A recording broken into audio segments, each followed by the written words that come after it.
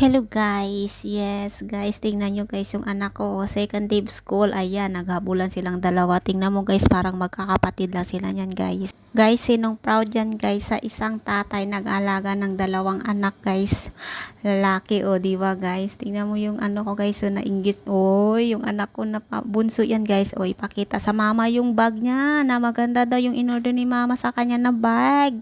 O tingnan mo guys yung panganay ko, buti yung panganay ko guys, wala lang. Oy, nakisingit daw. O ayan, sabi niya, ma, sa susunod bilhan mo rin ako ng bag, ma. Opo, baby ko. O, di ba? Yan, tingnan mo yung bunso ko guys, oh. Ang saya-saya niya guys, 'di ba? Guys, kahit yan lang guys, na-appreciate din ng anak mo, oh, 'di ba? Ang bata pa nila, marunong na sila mag-appreciate guys. Oh, ayan. Bibi ko basta may eskwela insakto gid. Oh, 'di ba guys? Ayan na guys, kasi papasok na silang dalawa kasi yung isa guys is panghapon. So, ito yung tatay is busy guys, oh. Yung asawa ko guys, yan yung tatay sa kananay sa bahay namin guys. May binabantayan pa yung tindahan guys. Mag-asikaso pa sa dalawa niyang anak. May papakainin pa ng mga alaga niyang mga hayop niyan guys. Baboy, ganyan, manok. O, diba?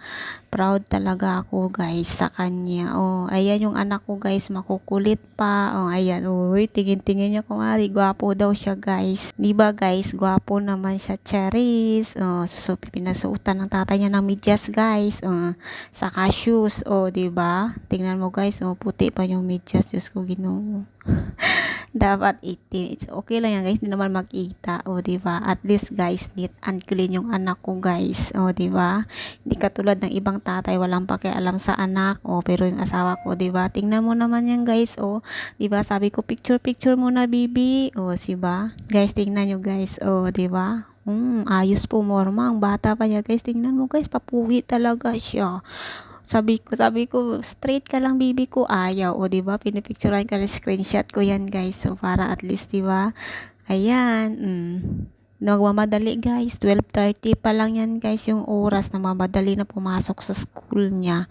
O sabi ko, talikod bibi. O oy, diba guys, bagay na bagay sa kanya yung bag niya guys. Alam mo guys, kahit gabi yan guys, sinusuot yung bag niya. After 1 week na yan, wala, natapon na yung bag niya guys, diba?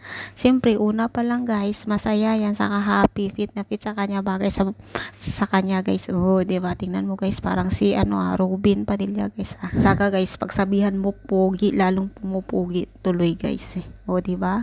Siyempre, saan pa yan magmana guys? O, may pinagmanahan. O, yan, post ng post guys. O, siyempre, o, diba? Sabi niya, papasok na daw siya. Mag-ingat, bibi.